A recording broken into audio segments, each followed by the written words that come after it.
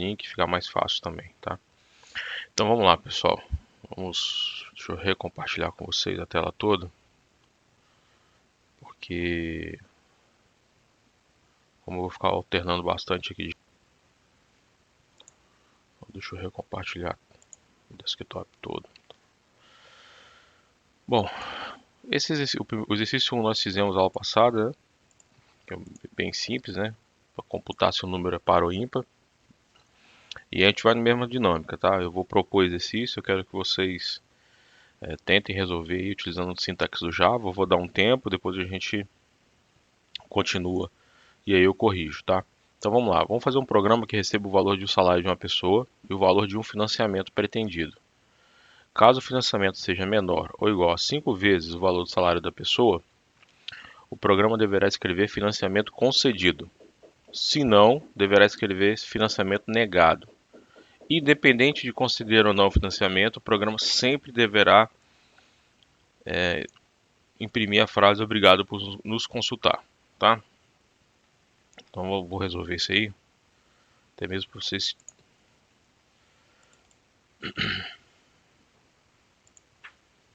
lembrarem aí, quem não acompanhou na aula passada.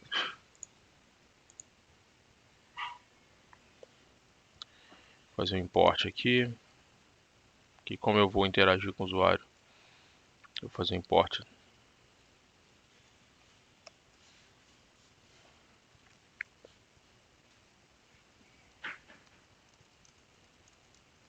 criar aqui o objeto scanner para a gente poder interagir no teclado. Vamos lá então. A primeira coisa que a gente vai ter que obter deles é o salário.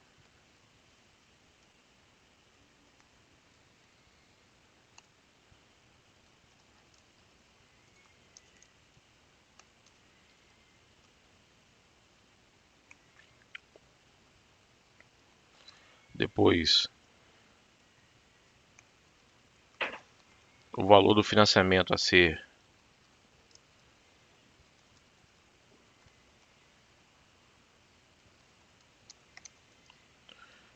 pedido. Agora a gente vai impor a regra. Se esse valor de financiamento for menor ou igual a 5 vezes o valor do salário, então a gente vai colocar financiamento concedido, né? Então vamos usar o if financiamento menor ou igual a 5 vezes o valor do salário. A saída, financiamento concedido. Caso contrário, a gente vai... Qual é a frase aqui? Financiamento negado.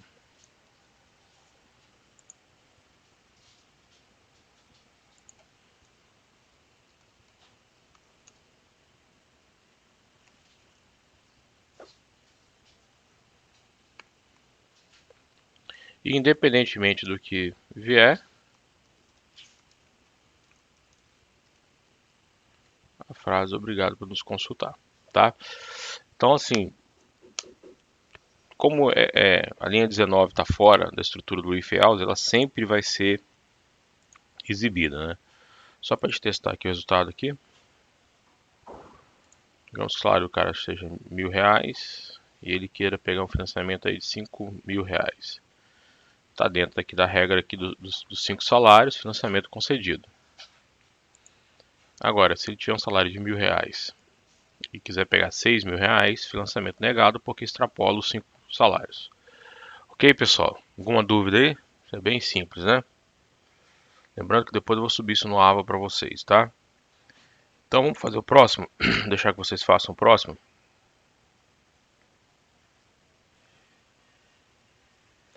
Vou pular para o 4 aqui, ó. Faça um programa que leia o nome e a idade de duas pessoas e imprima o nome da pessoa mais nova e o seu ano de nascimento, tá? O programa deve funcionar corretamente para qualquer que seja o ano atual. Então vamos tentar resolver e dar uns 10 minutinhos para vocês tentarem resolver e daqui a pouco eu estou corrigindo, galera. Vamos lá. Vamos lá, pessoal, vamos retomar então o exercício aqui, que é fazer um programa que lê o nome e a idade de duas pessoas e imprima o nome da pessoa mais nova e seu ano de nascimento, tá? O programa ele deve funcionar corretamente em relação a qualquer ano atual. Bom, se eu não tenho uma informação, o que eu vou fazer? Eu vou buscar essa informação. Então eu vou pegar o dado. Então, ou eu vou de alguma forma obter o ano atual através aí da API do Java, como a gente vai fazer depois, ou então eu vou perguntar para o usuário qual é o ano atual. Nós vamos fazer primeiro de um jeito, depois a gente faz do outro, tá? Para poder ficar mais fácil aí o entendimento. Então vamos lá criar aqui o exercício 4.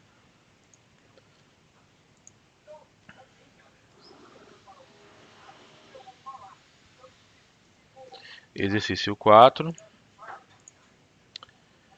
Vamos lá. Import java.util.scanner.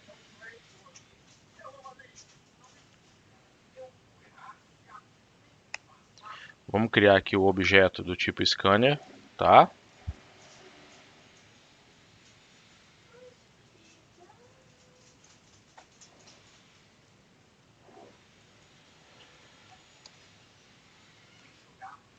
Então vamos pegar o nome da primeira pessoa, tá? Vou chamar aqui o nome A, tá? Deixa eu usar aqui a função next. A idade da primeira pessoa. Como a idade a gente vai usar como inteiro, tá?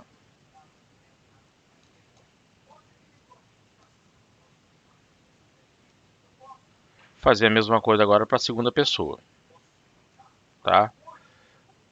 O nome da pessoa B e a idade da pessoa B.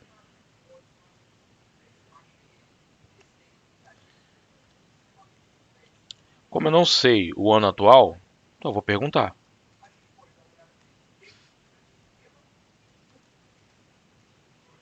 Ano atual.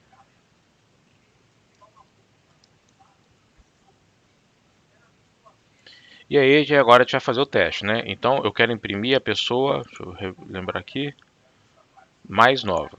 Então se idade A for menor do que idade B, então eu vou imprimir o nome da pessoa mais nova, que é o nome A.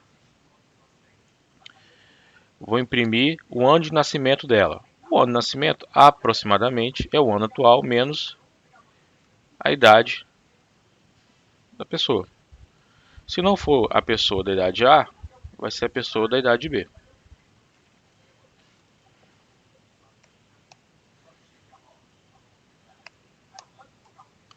Só vou, né? Vamos, para não ficar dando aquele warning chato lá em cima, vamos fechar aqui o scanner. Aí, pessoal, agora é só executar. Olha lá, nome, Daniel, idade, fictícia, tá? Pedro, idade, ano atual, 2020, o ano que todo mundo quer esquecer. Tá aí, ó, o nome da pessoa de menor idade e o ano aproximado de nascimento da pessoa. Para poder saber o ano, tem que saber também o mês de nascimento e o dia, né? Mas é bem aproximado. Bom, pessoal, dentro desse formato aí, alguma dúvida, pessoal? Que agora eu vou fazer de forma a não ter que perguntar mais um ano para o usuário. Alguém ficou com alguma dúvida aí nessa resolução? Tranquilo? Então vamos lá. Lógico, evidente, que existe no Java recursos para a gente poder resolver esse problema, né? Então, mais uma vez, eu vou lá no package, namespace é outra linguagem, e chamar aqui um objeto chamado calendar, que é um objeto do Java que tem essas funções de data, tá? Vou criar, aí, assim como a gente fez no scanner, eu vou criar um objeto também, só que aqui é um pouco diferente, tá? O calendar, ele usa um outro design partner que nós chamamos, para poder gerar instância desse objeto. A gente não usa o new para isso. Não se preocupem, depois a gente vai discutir um pouquinho isso, tá? E aí vou pegar o ano, c.get, tá? Get o que? Aí dentro da classe calendar eu tenho aqui algumas constantes. Então eu quero pegar o que? Eu quero pegar o ano. Se a gente executar aqui o código novamente, então, ó, Daniel, mesma coisa, não mudou nada, tá? A única diferença desse código pro código que eu acabei de fazer agora, é que o código que eu acabei de fazer agora, ele usa a própria API interna do Java para poder obter dados em relação à data, mas ele pega a data corrente da máquina, tá, pessoal? Ele não vai no serviço de data e horas na internet, nem nada disso não. Ele pega a data corrente na máquina, tá? E vocês podem pegar qualquer informação, tá, gente? Então eu tenho aqui, ó, dia do mês, dia da semana dentro do mês, day of year, né, o número do dia ok? Só tem um detalhe que vocês têm que tomar cuidado, com o month, aqui, ó. O month é o seguinte, ele vai me dar um número referente ao mês corrente. Só que ao invés de começar com 1, como tá aqui, ó, janeiro é 0. Então, se vocês forem usar essa função, esse objeto do, do, do Java, o calendar, e for tentar obter o mês corrente ou o mês atual, passando para ele o parâmetro month, tomem cuidado porque janeiro é 0, logo dezembro é 11, ok? Tá?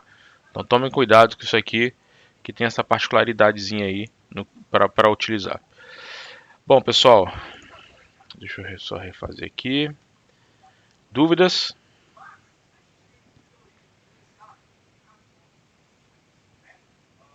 Nenhuma, né? Ninguém tem dúvida. Vou ver na hora da prova. Vamos lá. Vamos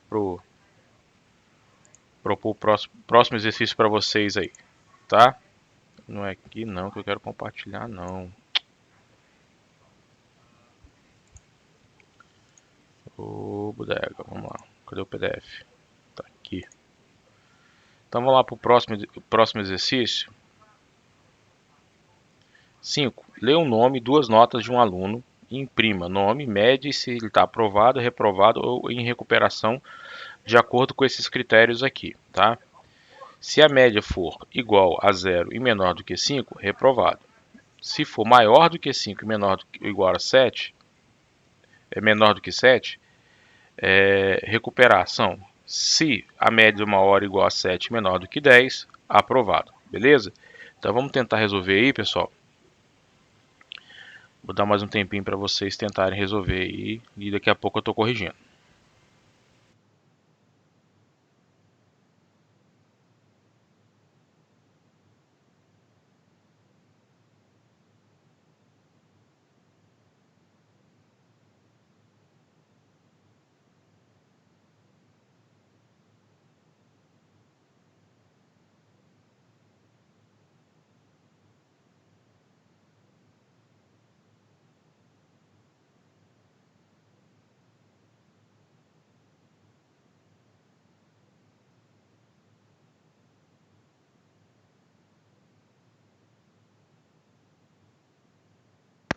Professor, mandei solicitações de controle sem querer.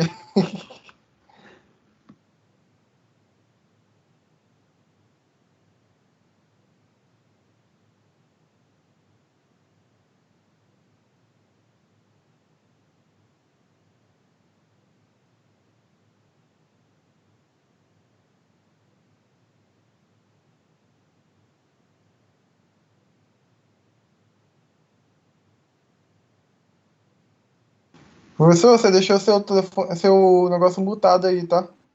Por isso que a gente não tá te ouvindo. Normal, mas do vídeo gravou, não se preocupa não. Falar para as paredes é o que mais acontece na pandemia, Andréia. A frase que vocês mais ouvem. seu microfone está no mute. Aí você fica meia hora na reunião falando para as paredes. Vou voltar aqui então. Então, ó, pessoal, criei aqui o scanner, obtive o nome do aluno, vou obter a primeira nota desse cara.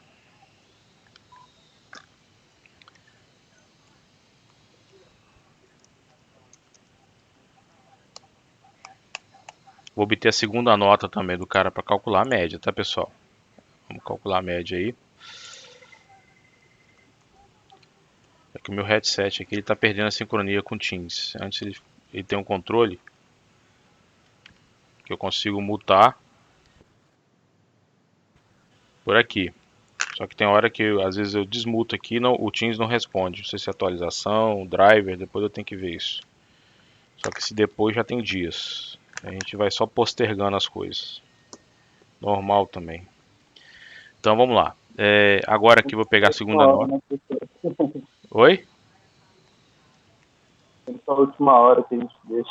Ah, claro, você vai largando. N2. Vamos pegar aqui. Agora vamos calcular a média. Tá? Média aqui do cara.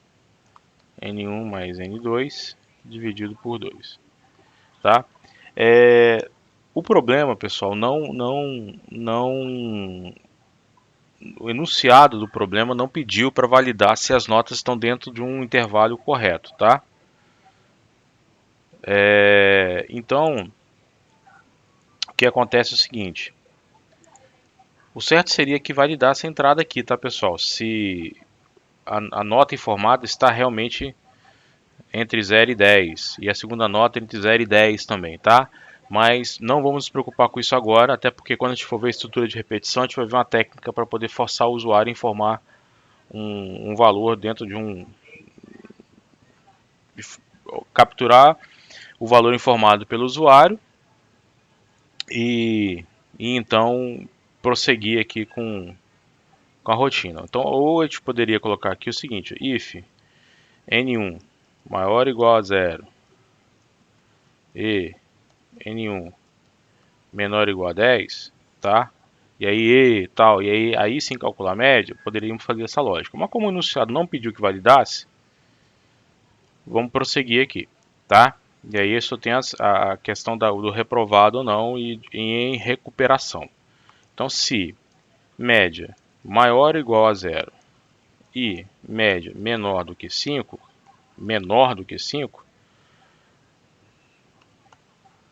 então eu vou dizer o seguinte: o aluno foi reprovado. Se não, vamos fazer outro teste. Se média for maior ou igual a 5 e média menor do que 7, aí vai estar 6.999999, que ainda não é 7. Então eu vou dizer que esse aluno está em recuperação. Ah, pessoal, se ele não está reprovado, está em recuperação, evidentemente ele está aprovado. Se eu faço isso, eu posso estar cometendo um erro, tá, pessoal? Por quê? Se o cara me informou notas que não estão dentro do intervalo de 0 a 10, 0 a 10, eu posso obter uma média acima de 10. Então eu vou fazer o seguinte aqui, ó. Se média for maior ou igual a 7 e média menor ou igual a 10, então eu vou dizer que o aluno está aprovado. Aí nesse caso, se não else, se não, aí eu vou fazer aqui um errozinho, notas inválidas, tá? Porque se a média não ficou entre 0 e 10, que alguma dessas notas foi inválida. Garanto 100% que as notas foram realmente informadas de forma válida? Não, não garanto, tá, pessoal? Eu não estou garantindo, não. Tá? Isso aí é porque eu tenho que validar, na realidade, antes ali, ó. Tá? À medida que o cara foi informando aqui, ó. Vocês poderiam, por exemplo, fazer a seguinte coisa, ó. If N1 não, ou seja, não estiver, note, tá? Não estiver Se isso aqui não for verdade, N1 maior ou igual a 10 e N1 menor ou igual a 10, então eu vou emitir um resultado aqui, ó, nota inválida. E pessoal, como é que eu consigo sair? Isso aí a gente consegue sair fazendo isso aqui, ó. Aí eu forço com que o programa simplesmente pare. Não sei se lá em C vocês chegaram a utilizar o exit, tá?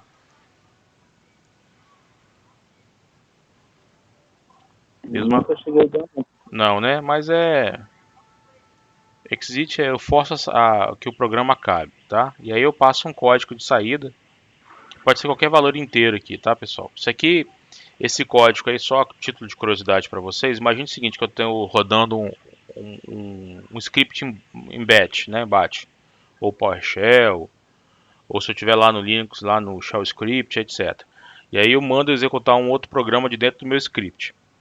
E aí eu quero saber se o programa foi bem executado, se houve algum erro, se o programa quer passar alguma informação para mim, um processo, né?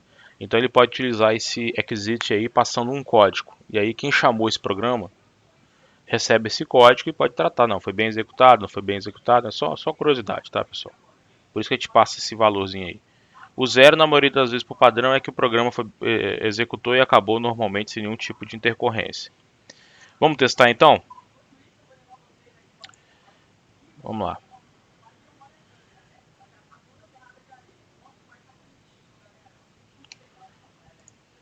Vamos lá. Nome do aluno, primeira nota, segunda nota, vamos forçar uma situação de reprovado, tá?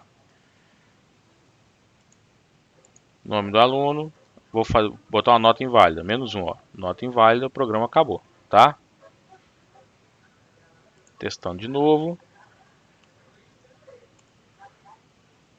7,5 e 8. Tá? Aprovado. Ok? A gente pode até mexer aqui um pouquinho para exibir a média aqui do que a gente acabou de calcular, né? Para ele saber como é que foi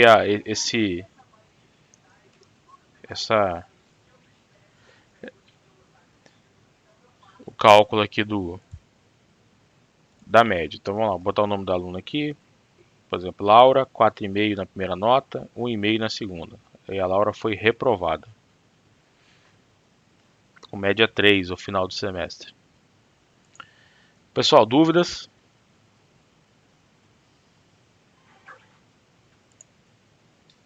Vamos pro próximo aí. Daqui a pouco a gente vai começar a estrutura de repetição. Rapidinho. Fala, Lucas. Mostra ali o comecinho, por favor, do programa. Eu coloquei o nome igual a SC. Desculpa se eu não prestei atenção nas outras aulas. Next.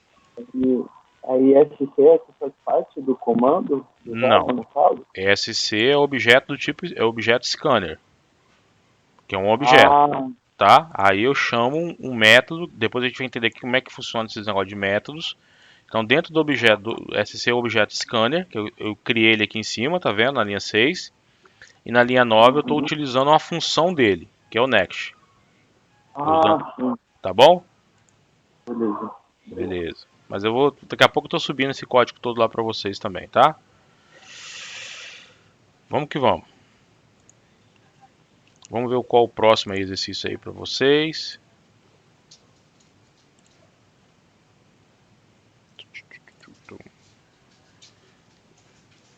Vamos resolver. Vamos resolver esse aqui, o 7. Leia um salário bruto e imprima o salário bruto, o desconto, esse desconto aqui, ó. O desconto baseado nessa tabela aqui. Se o salário for de até 1.372,81, não paga imposto. Se estiver entre 1.372,81 e 2.743,25, 15% de imposto, mas aí eu vou aplicar uma redução, uma dedução do imposto, ou seja, um desconto no imposto, que é esse valor. Se não, eu vou aplicar aqui uma faixa de 27,5 em cima do salário do cara para calcular o imposto e vou descontar esse valor aqui do imposto. Digamos que seja digamos não, é um desconto que o governo dá em cima do imposto de renda. Isso. Lógico que essa tabela está mais do que desatualizada. Mas vamos tentar resolver esse exercício aí, tá, pessoal? Daqui a pouco eu volto aí para te corrigir. Então vamos corrigir esse exercício.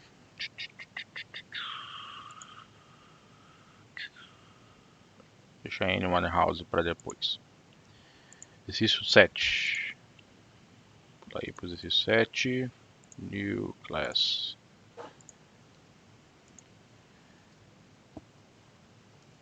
Exercício 7. E aí, mais uma vez, como eu vou interagir com o usuário, import java.util. E aí eu vou pegar a definição do objeto scanner para isso, tá?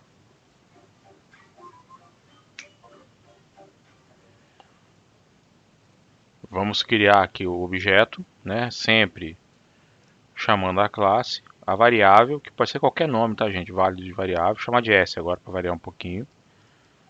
New system.in. Pronto. E aí, o que eu vou ter que obter do usuário? É o salário dele, para cálculo do imposto de renda, tá?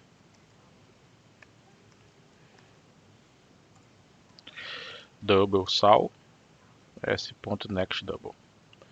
E aí a gente vai usar essa tabelinha aqui, ó, para poder fazer o cálculo aí do imposto de renda do cara, tá? Então se vamos criar aqui uma variável chamada IR para imposto de renda, começa zerada. Se o salário estiver entre isso e isso aqui, porque quando eu começo zerada, pessoal, significa que eu já assumo que o salário do cara inicialmente é isento, é menor do que isso aqui, R$ 1.332,81, tá?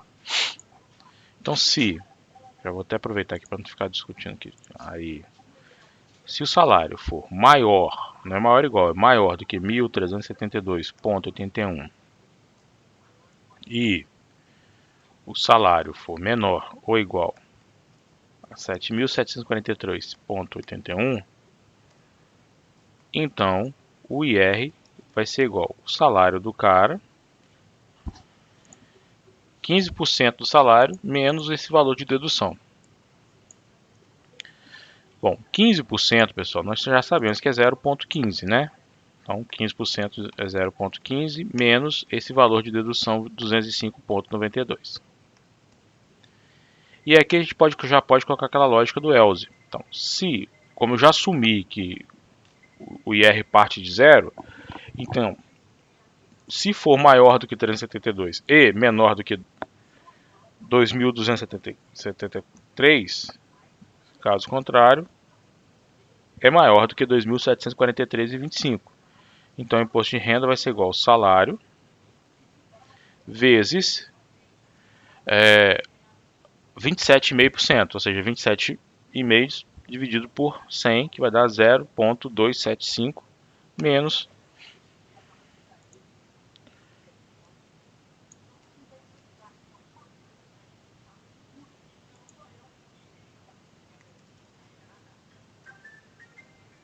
pronto. Salário líquido do cara.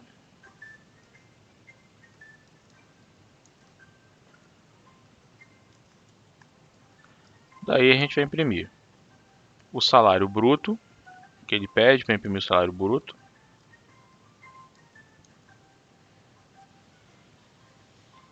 O salário líquido.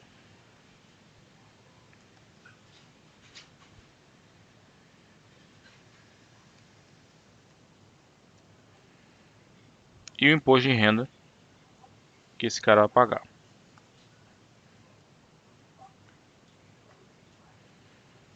E aqui embaixo, vamos fechar aqui o scanner. Executando, pessoal, digamos que o cara receba R$ 1.200 de salário. Tem um problema aí, né? O salário líquido é maior que o salário do cara, ou seja, o cara ganhou. Onde vocês acham que está a falha aí de lógica?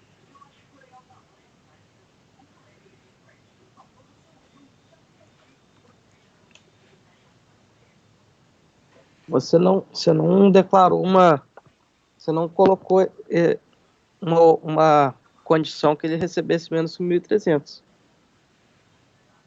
Mas eu acho, olha só, assumir que o IR lá é zero, tá vendo? Será que quando ele recebe 1.200 ele vai entrar aqui dentro? Ele já assume direto, não?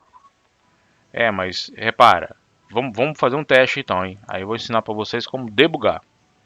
Vocês vão chegar aqui no Eclipse, por exemplo, eu quero parar a execução do meu código na linha 13. Dou dois cliques aqui, aí vai aparecer, até pegar a lupa aqui para vocês poderem ver. E aí vai aparecer esse pontinho aqui, tá vendo? Na frente da linha, tá? Se eu dou dois cliques, eu desabilito, esse pontinho aqui chama breakpoint, tá? Que é um ponto de parada. Vamos voltar aqui então. E aí, vocês vão executar em modo debug, tá? Que é exatamente esse insetozinho aqui. Executei. Vai pedir, o Windows vai pedir que dê permissão para o debug e tal. Vamos lá. Eu vou informar aqui o salário de 1.200. Aí o próprio Eclipse, olha, eu vou alterar a configuração das janelas para o modo debug. Tudo bem, pode fazer. Reparem que ele parou aqui a execução do meu código nessa linha, ó. Aí ó, o íconezinho, não sei porque eu fechei a lupinha. Ó, fica aqui, ó, parada aqui a execução e a linha realçada, tá, pessoal? O que é isso? Aqui eu consigo ver passo a passo a execução do meu código. As variáveis estão aqui, ó, variável IR igual a 0, variável salário igual a 1.200. Então como é que eu executo linha a linha o meu código? Vocês vão usar o F5 ou F6. A diferença de F5 para F6, depois a gente vai entender, que é o step into ou step over, tá? Eu vou usar o into. Então vamos lá, salário. Então, pessoal, só aí reforçando para vocês da correção do set. Então vamos passar lá. Recebi aqui o valor do salário, tá? A variável de imposto de renda e a lógica. Menor do que 1.381, sem imposto. Caso contrário, entre 1.382 e 2.743,25, calcula-se o 15% de imposto menos a dedução. Caso contrário, ele entra na faixa do 27,5. E aí a gente exibe o salário líquido, o salário bruto, tá? E o imposto de renda a ser pago. Bom, então vamos para o próximo aí. Que daqui a pouco eu vou te começar aí os break aí para poder trabalhar. Mais um exercício que realmente seja interessante para a gente. A gente começar a ver a estrutura de repetição hoje, daqui a pouco.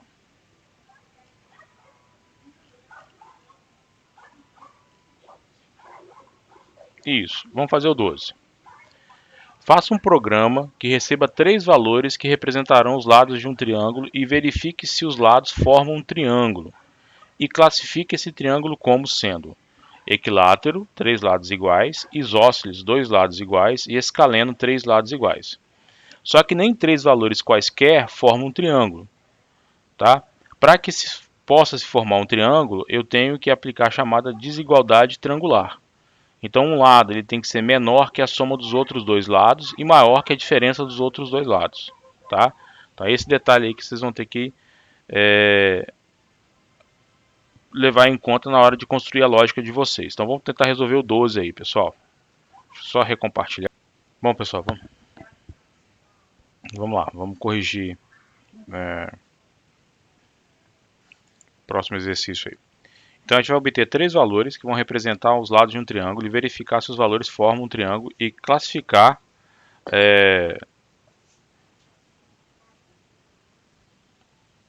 esses caras de acordo com a desigualdade. Primeiro a gente tem que verificar se A, B e C formam um triângulo. Vamos usar a desigualdade triangular para isso, tá, pessoal? Vamos compartilhar então aí a tela toda. Exercício 12. New class. Exercício 12.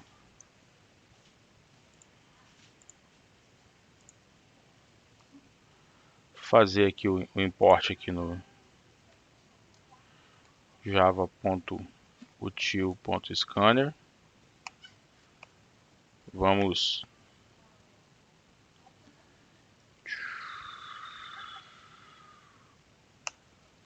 instanciar aqui o objeto scanner.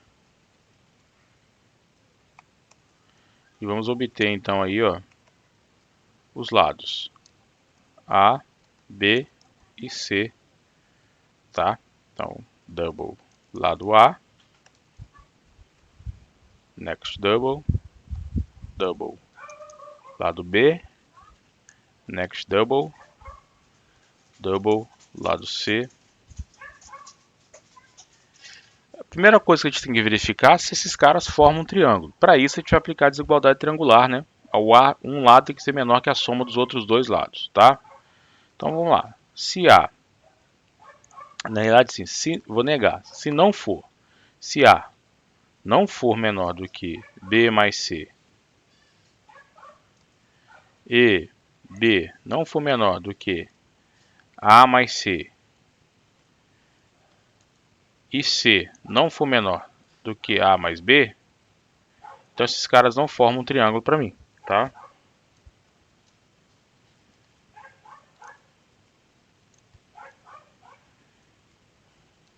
Estou usando aí a regra que que o enunciado do problema me passou. E aí eu saio de dentro da execução.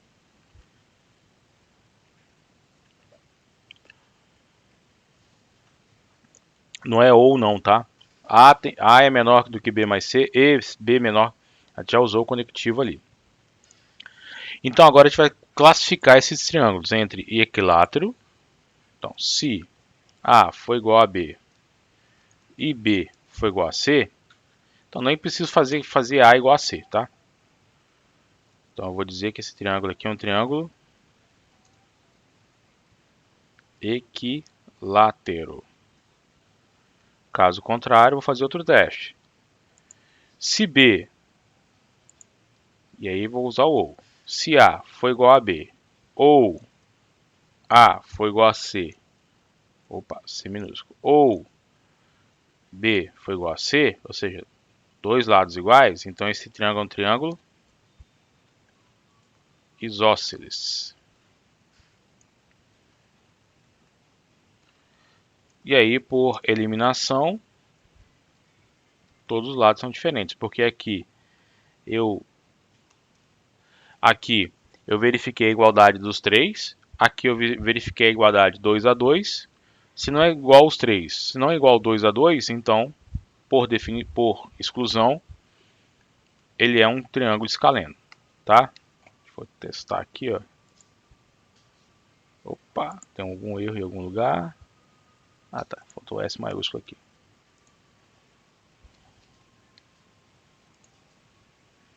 Então, ó, digamos que eu vou botar os três lados iguais. Triângulo equilátero. 3, 3 e 5. Triângulo isósceles. 1, 2, 3. Não forma um triângulo. 1, 2 e 5. Também não forma um triângulo.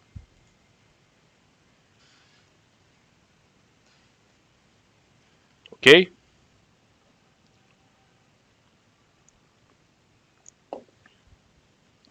Dúvidas, pessoal? E se na prova, além disso aqui, eu pedi o seguinte: verifique se é um triângulo retângulo. Como é que vocês resolveriam esse problema? Digamos que lá na prova, lá do dia 26, eu coloque lá a seguinte coisa. Além de fazer essa classificação, verifique se é um triângulo retângulo. Qual o teste que vocês fariam? Ele tem que saber se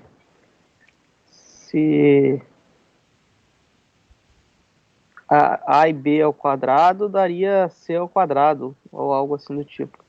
É por aí. Na realidade, o que eu tenho que garantir é que se mais B ao um quadrado. lado ao quadrado é igual à soma dos outros dois lados, cada um ao quadrado. Entendeu, Elano? Isso aí. Então você vai colocar A ao quadrado é Mas- igual... mas B... e- Fala. O foda é que aí qualquer lado, né, cara? Aí você vai fazer ou. Entendeu? Então você vai... Só pra eu identificar essa condição, eu tenho que fazer 3 ou, então. Isso. Então você vai botar lá a ao quadrado vai ser igual a b ao quadrado mais c ao quadrado, ou b ao quadrado é igual a ao quadrado mais c ao quadrado, ou... Ah, não, mas Entendeu? tranquilo, eu ponho isso tudo na mesma linha, né? Sim, é o mesmo if, usando ou. Aham. Captei. A ideia é essa, beleza? Conseguiram enxergar também que a lógica que a gente está discutindo aqui? Que isso aí pode acontecer, tá, galera?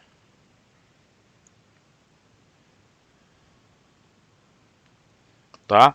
Isso aí pode acontecer, eu posso cobrar. Se me der vontade, na hora lá da prova. É passível disso.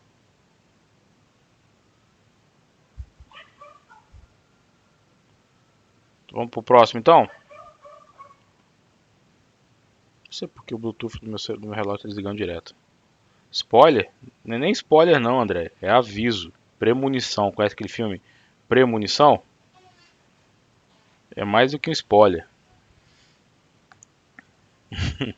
Então, bem naquele estilo premonição mesmo.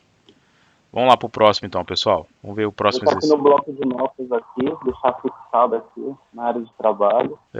Deixa guardadinho aí, que pode rolar, pode rolar. Pode rolar. Não necessariamente vai rolar, mas pode rolar. Vamos fazer mais um para te fechar esses exercícios aí, começar a ver um pouquinho de estrutura de repetição hoje, tá? Que aí semana que vem a gente vê mais exercícios, aí bate um papo aí geral, tira dúvidas, etc. Vamos lá. Um usuário deseja um algoritmo onde possa escolher que tipo de média deseja calcular a partir de 3 notas. Faça um algoritmo que leia as notas e uma opção e calcule. Se o cara informar 1 ou A, média aritmética das 3. Se o cara informar B, média ponderada com os pesos 3, 3 e 4. Se o cara informar C, aí tem a média harmônica, que é dada por essa expressão que está aí para vocês, tá? Ainda tem outros tipos de médias também, tá, gente? Tem raiz, tem um monte de coisa. Mas vamos tentar fazer aí, em cima aí do 15 aí, tá? Vamos lá, esperar mais um tempinho para vocês fazerem e daqui a pouco a gente retoma.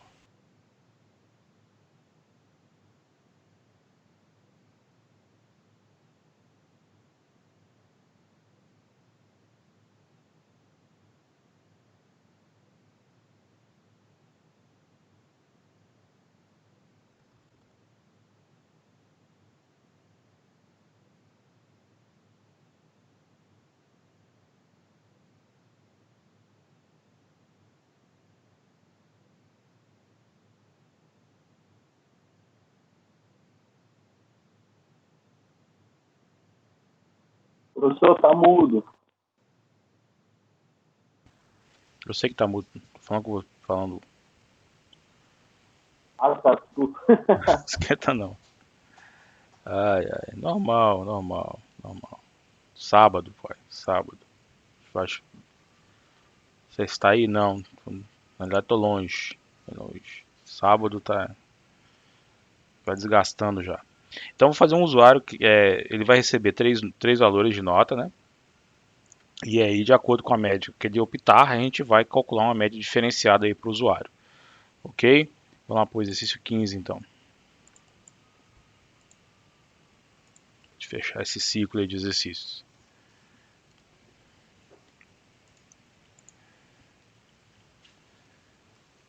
Porte java.util.scanner. Ok. Vamos criar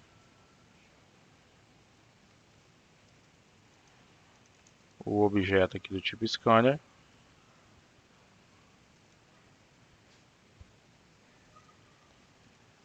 Vamos obter então as notas N1, N2 e N3. Então o cara vai informar para mim as três notas. O enunciado não pede para validar nada, se está entre 0 e 10, etc. para isso, tá? E aí vamos obter qual tipo de média para ser calculado, tá, gente? Então, qual média? Vamos setar 1 para a média aritmética, 2 para a média ponderada e 3 para a média harmônica, tá? Então, no detalhe, eu vou colocar em caractere, tá? Até para mostrar para vocês como capturar caractere utilizando o scanner, tá, pessoal? Char, opção. O que acontece? O scanner ele não tem um método do tipo next char ou get char, etc. Ele sempre vai retornar string. String é string, char é char, tá? Então como é que a gente pode resolver isso? Eu posso pegar, por exemplo, o primeiro caractere que ele capturar no input. Então eu vou chamar o método next, que já vai retornar para mim uma string. E aí eu vou usar a função char at na posição 0. Então aí essa é a forma, usando o scanner, de obter um caractere informado no teclado, tá? Via teclado, porque o scanner ele sempre captura strings. Como a gente já discutiu anteriormente, strings é um tipo que se comporta como primitivo, mas não é um tipo primitivo, então ele tem algumas funções embutidas, tá? Vamos chamar de funções built-in por enquanto. Na realidade, a gente vai chamar isso depois de métodos, porque isso aí é um objeto.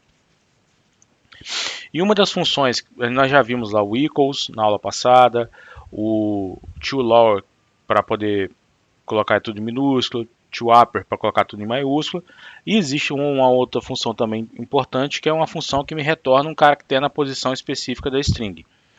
Né? Vocês que vieram lá de TP1 provavelmente trabalharam com strings representado como vetor de char, tá? Vetor de caracteres. Então ele tem esse comportamento aí também, por isso eu tenho essa função. Vamos ao switch então. Switch case em cima da opção da variável op, tá?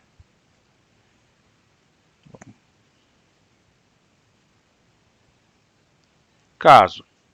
Aí o cara pode informar um A minúsculo ou um A maiúsculo.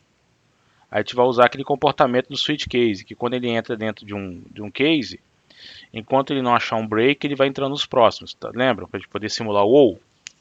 Tá aí. Vamos criar aqui uma variável aqui, média, que vai conter uma média.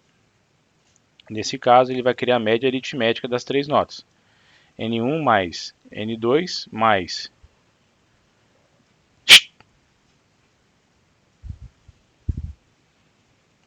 N3 dividido por 3. E aí, sai dentro do case, vou dar um break. Depois, eu vou na média ponderada. O cara pode informar um P maiúsculo ou um P minúsculo.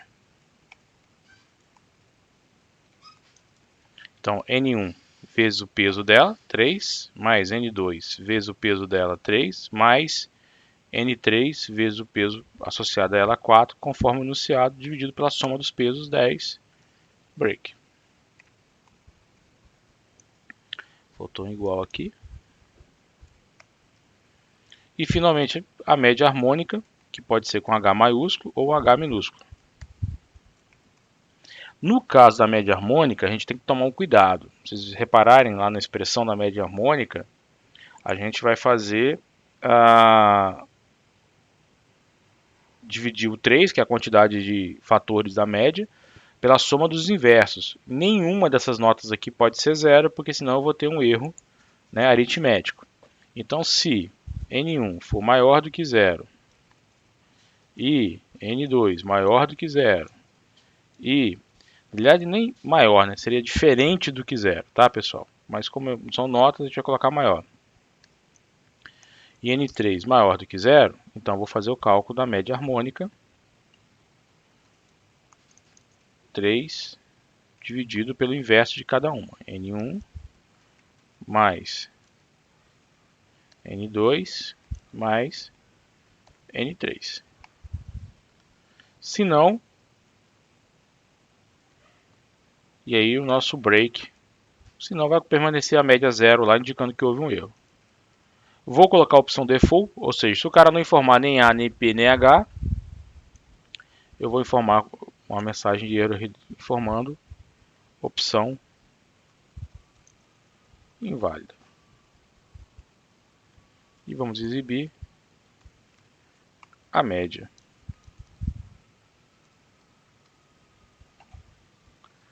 Tem um errinho aqui em algum lugar. Deixa eu ver. Tô sem óculos, tá difícil de enxergar. Tá difícil. Aqui embaixo. Tá faltando um chaves aqui.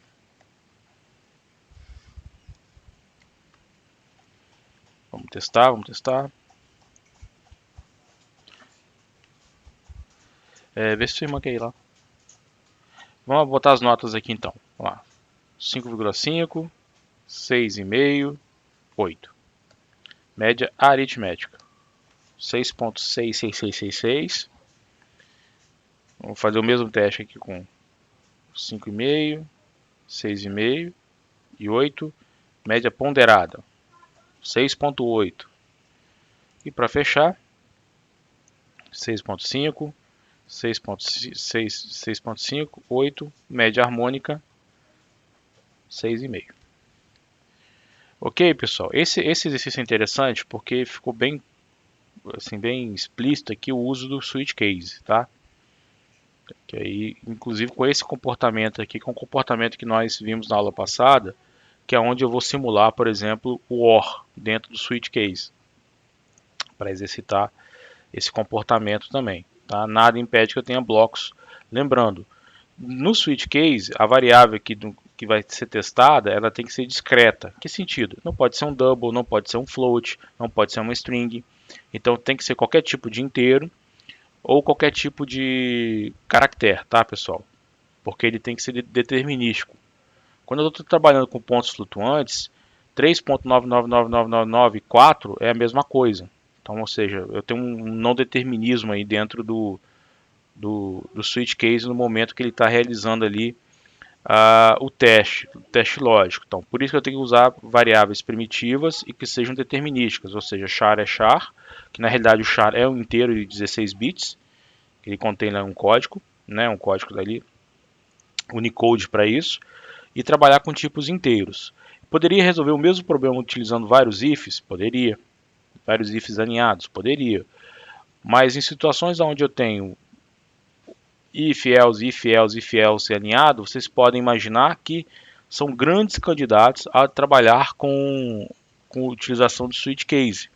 Porque se amanhã ou depois eu venha criar uma nova opção, eu teria mais um alinhamento, tá? E o switch case ele simplifica bastante o código em relação a isso. Bom, pessoal, essa lista aí a gente fecha assim. Eu vou estar aqui subindo para vocês. Deixa eu logar. Ok, lista aqui da página 70. Os arquivos tem o exercício 1 que a gente fez na aula passada. Deixa eu fazer upload aqui do arquivo. Dos arquivos, vou jogar aqui para vocês. Google Drive, acadêmico, bacharelado, material de aula.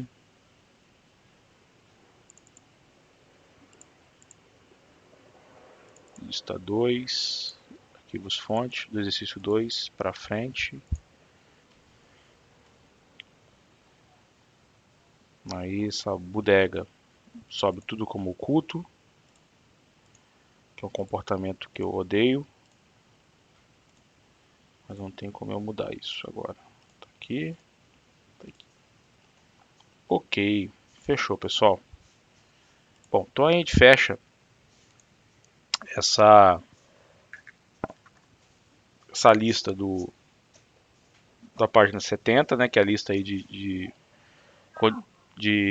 instruções condicionais, né, onde a gente vai trabalhar com if, else, etc. Tá? Lembrando assim, que é bem próximo a que vocês virem C, não tem muita diferença, é muito próximo mesmo, tá? E vocês vão ver que o Java tem essa particularidade de ser muito próximo do C. O que mais pega mesmo é lógica, tá, gente? É utilizar a lógica para resolver os problemas.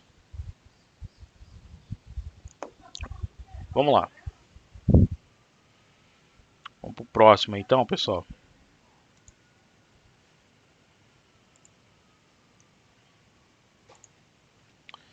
Bom, tem mais alguns exercícios que depois vocês podem ver. Agora vamos dar uma olhada aqui em estrutura de repetição.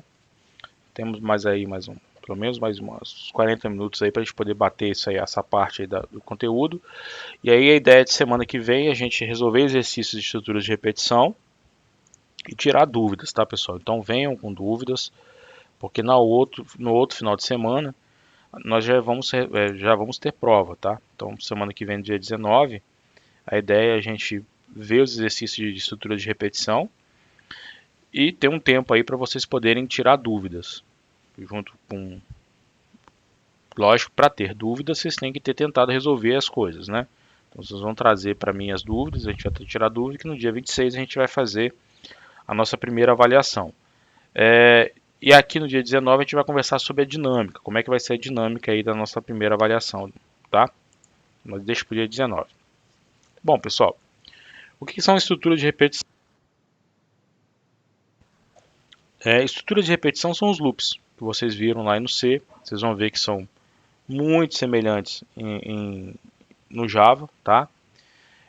Quando a gente trabalha com linguagem de programação, a gente vai ter dois tipos principais aqui de loop, tá?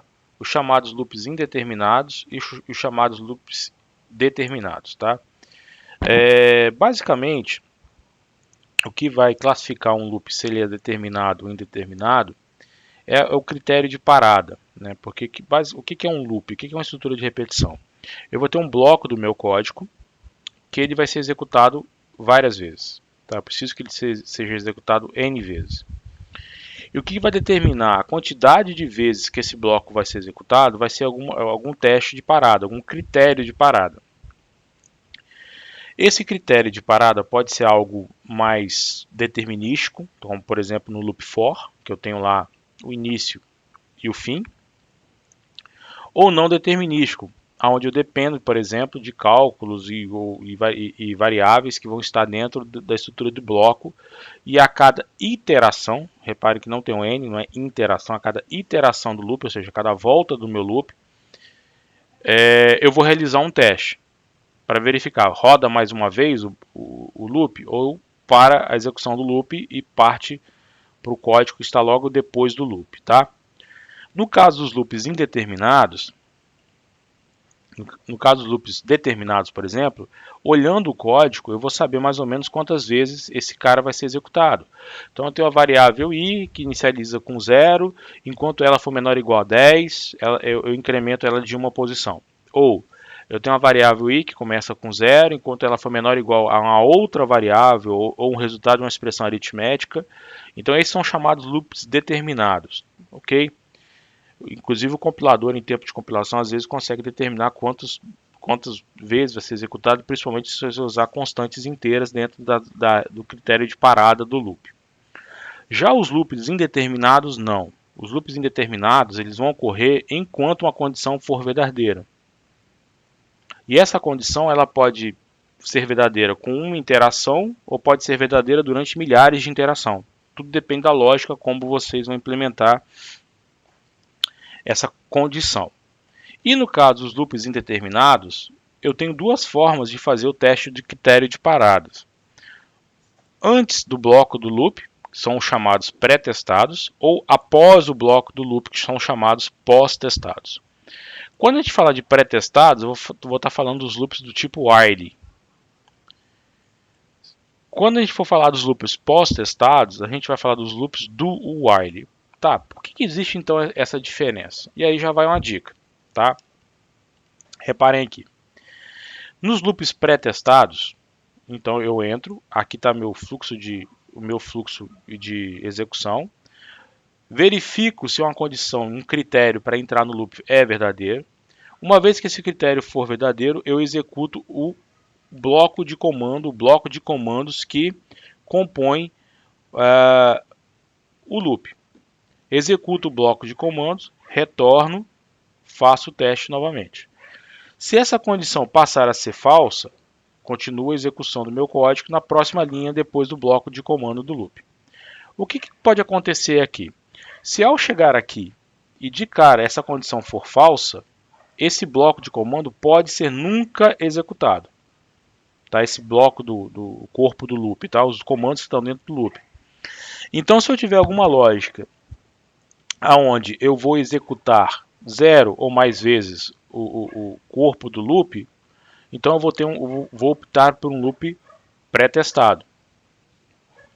Se a gente for olhar um loop pós-testado, a coisa muda. Porque primeiro eu executo o bloco do corpo de comandos, testo. Condição verdadeira, executo novamente. Condição falsa, prossigo a execução do código. O que isso aqui me garante? Ele me garante que pelo menos uma única vez a lógica ou o código que está dentro do corpo do loop é testado, é executado, quer dizer. Então, e nesse caso eu vou utilizar uma estrutura do tipo do while para isso, tá? Enquanto aqui em cima eu vou ter uma estrutura while, enquanto, aqui eu vou ter uma estrutura faça enquanto. Então, quando usar um, quando usar outro. Se eu tenho uma lógica onde eu tenho que garantir que pelo menos uma única vez o corpo do loop seja executado, eu vou usar um do while, tá? Se eu tenho uma lógica onde não necessariamente o corpo do loop precisa ser executado, então eu vou usar um while. Ah, professor, mas tem linguagem que só tem while. Sim, porque o while, esse cara aqui, ó, eu consigo criar uma lógica nele que ele se comporte como loop for, que ele se comporte como loop do while. Mas como é que eu posso usar o while para se comportar como do while? É só eu garantir que, quando eu chegar na linha do while a primeira vez, a condição e o critério de validação seja verdadeiro. E aí eu adentro o corpo do loop. E dentro do corpo do loop, eu altero essa variável de controle de acordo com a minha lógica, tá? Loops indeterminados, eles tendem a gerar muitas das vezes condições de loop infinito, né? Porque, ou seja, eles nunca vão parar, ou seja, aquela variável de controle nunca vira, tá? Nunca vai virar, e aí isso é um problema. E aí eu vou ter meu código executando. No caso do Java, o Java em algum momento ele vai brecar isso aí, tá? Ele vai derrubar. Mas vamos ver aqui alguns exemplos aqui. Vou botar aqui, ó. Criar aqui um projeto referente à aula de hoje.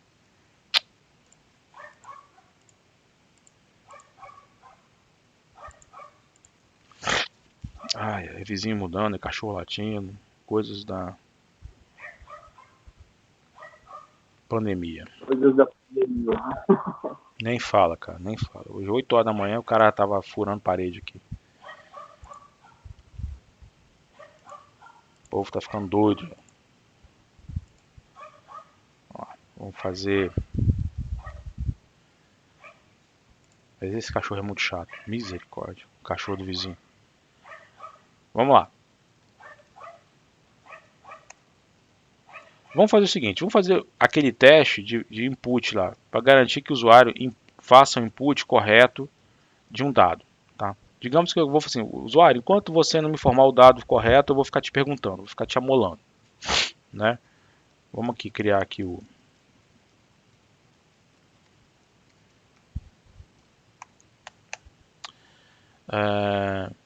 digamos, por exemplo, da questão da nota. Tá? Então eu vou usar uma estrutura do while. Declarar aqui a variável. Importante, tá? A questão de escopo.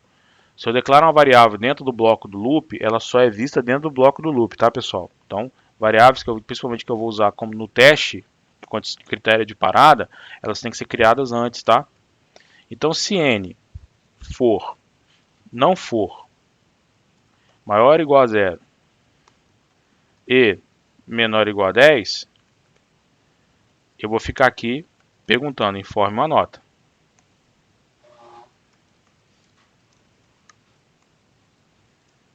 Então, n recebe.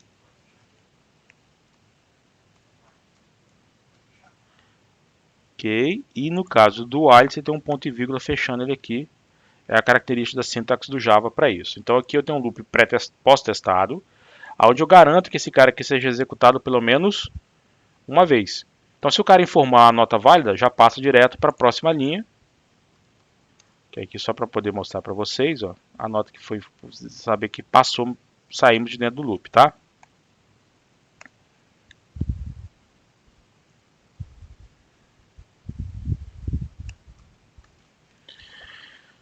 Então, vamos executar aqui, ó.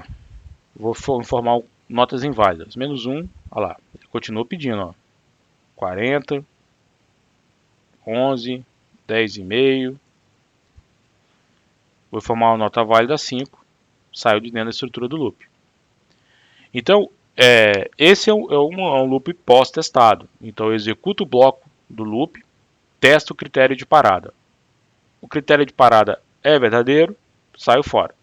Não é verdadeiro, executo novamente o loop. Teria como construir essa mesma lógica utilizando o loop while? Teria. Mas eu teria que garantir que pelo menos ele entrasse uma vez dentro do loop while. Então vamos refazer essa estrutura aqui e dizer o seguinte: faça enquanto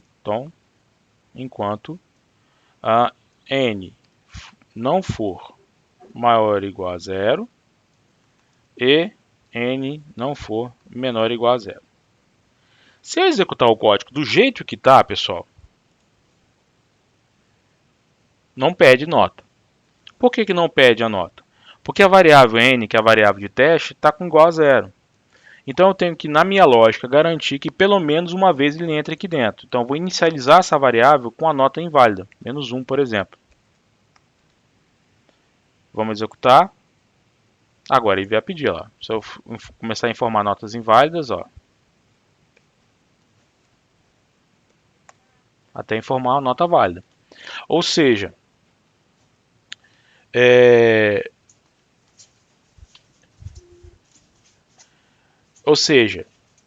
eu consigo simular um comportamento do while utilizando o while, tá?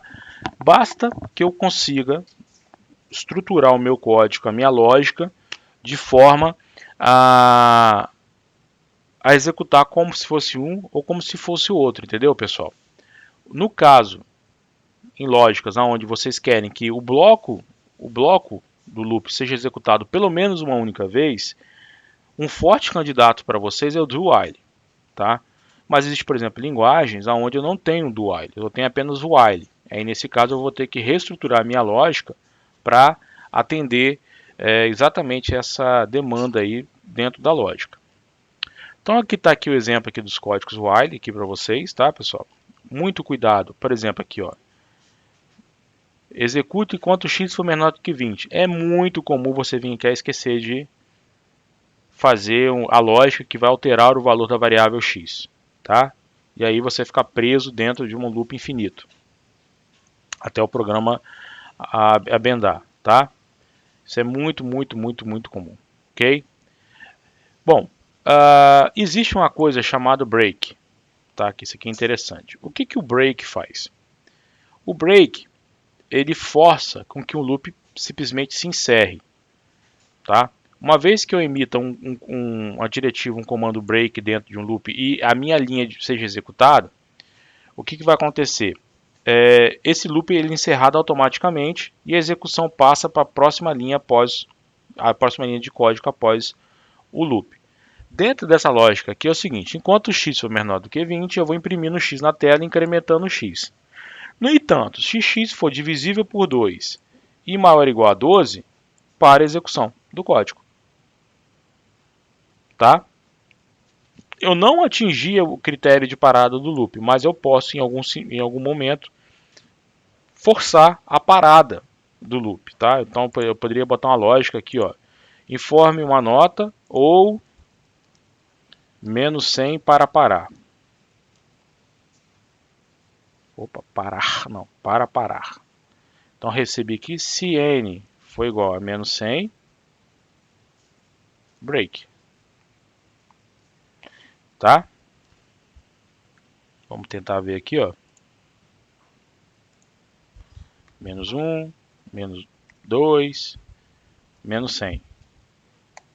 Saí fora do loop, tá? Atingir aqui o comando break, mesmo sendo um critério que não satisfaz o critério de parada. Porque quando eu emito um break, eu estou forçando a parada do loop. E aí o teste de parada não é realizado. Imediatamente eu pulo da linha, na próxima linha depois do bloco do loop, tá, pessoal? Isso é um exemplo, por exemplo, de utilização do break para isso. Loop do while. O teste é feito sempre após. A gente acabou de fazer um exemplo aqui com vocês.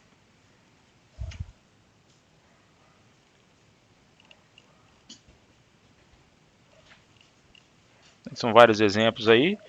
E o loop for para a gente poder fechar aí, tá, pessoal? Essa estrutura. Que o loop for certamente é um loop que vocês já conhecem aí bastante, tá? Digamos que eu queira receber aqui um valor inteiro positivo. Informe um número natural, tá?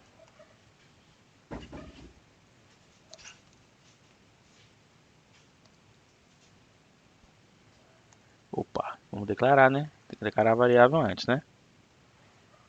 Tá ruim de enxergar aqui, mas vamos que vamos. Loop for. Declara aqui dentro a variável de controle desse cara.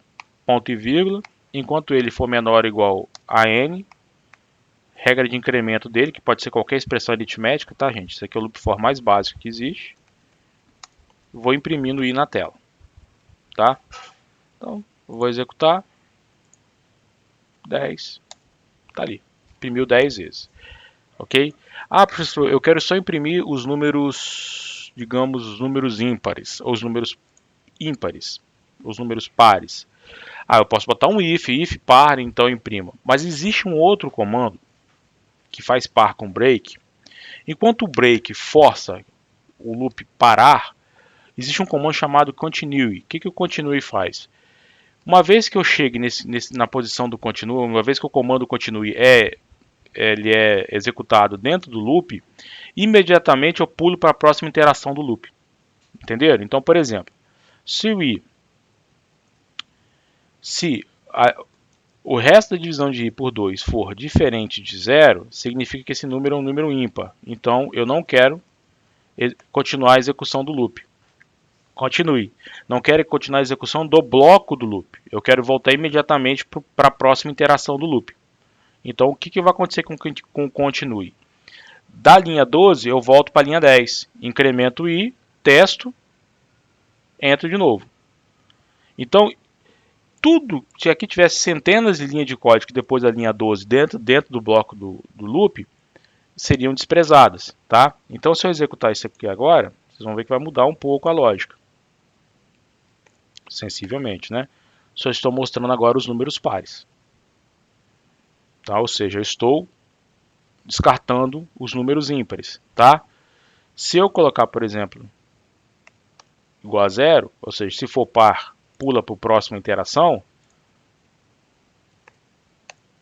trago apenas os números ímpares. Teria como fazer isso usando if, else? Sim, tá? Mas aí é bom, estou apresentando para vocês também o continue, porque ele tem essa particularidade. Ele faz com que, assim como o break paralisa a execução do loop, o continue faz com que eu volte para a próxima interação do loop, tá?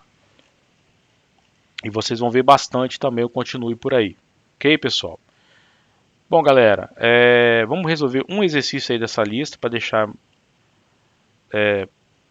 vocês encaminhados. Essa lista eu vou abordá-la na próxima aula, como eu falei, tá? Vou resolver esse primeiro exercício aí para vocês terem um exemplo aí também de código de como trabalhar com uma estrutura dessa, tá? E aí na próxima aula a gente vai abordar essa lista aí para fechar o conteúdo da C1 nossa, que vai ser no dia 26. Vamos lá, deixa eu criar aqui. Essa aqui é qual é a página? Página 80. Então vamos criar aqui um projeto Java.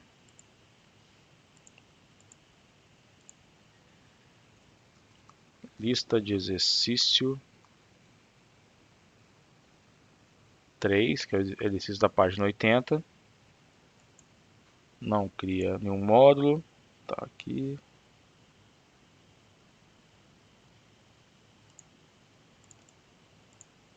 Tá, está difícil de enxergar, tem hora. Exercício 1. No exercício 1 é o seguinte, receba um número, tá?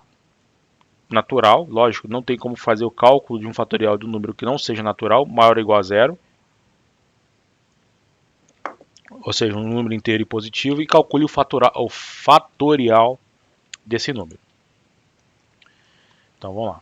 Import java.util.scanner.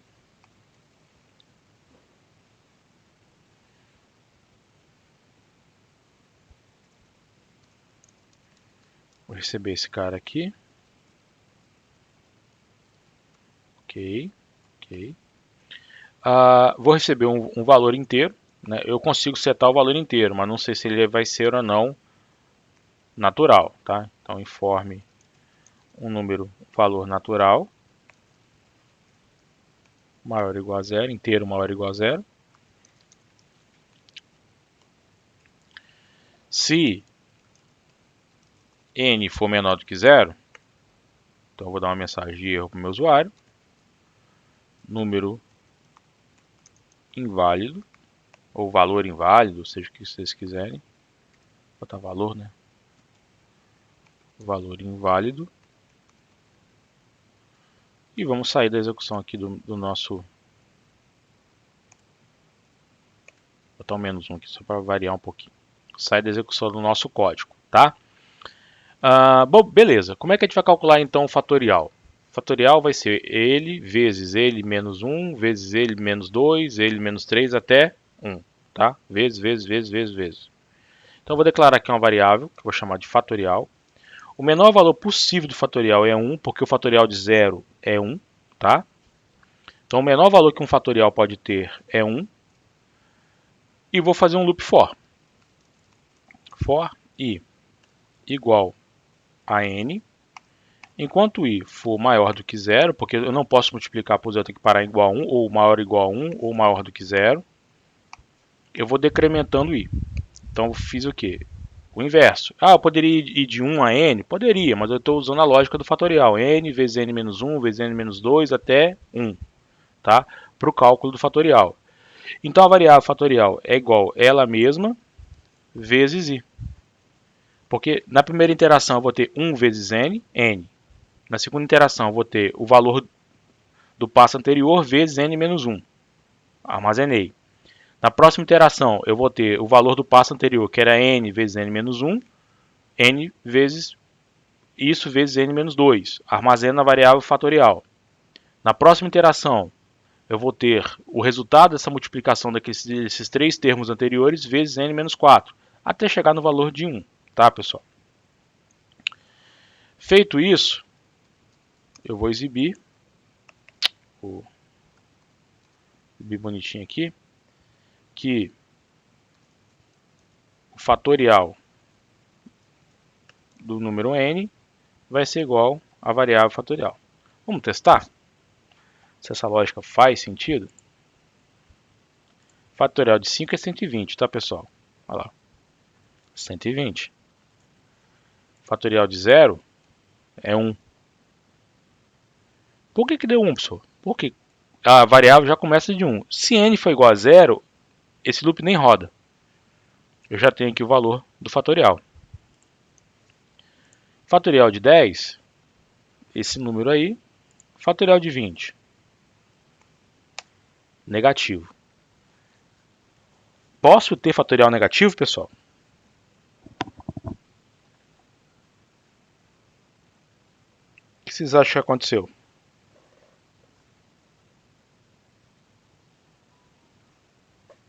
Hein?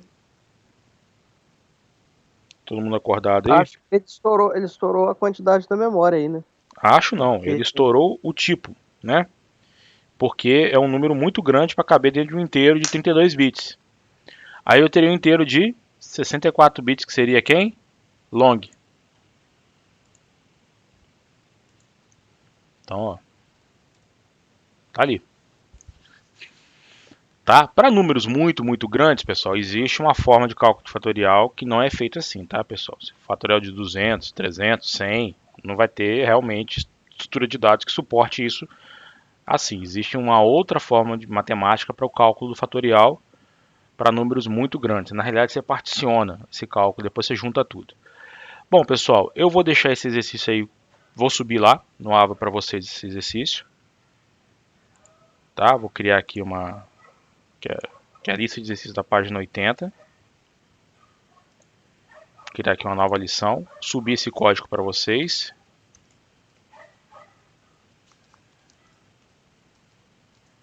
E vou subir esse código para vocês, para que vocês possam ter como base aí para tentar resolver os próximos exercícios. E na próxima semana eu vou abordar essa lista de exercícios aqui da página 80 e também tirar dúvidas caso vocês tenham, tá? Então, mas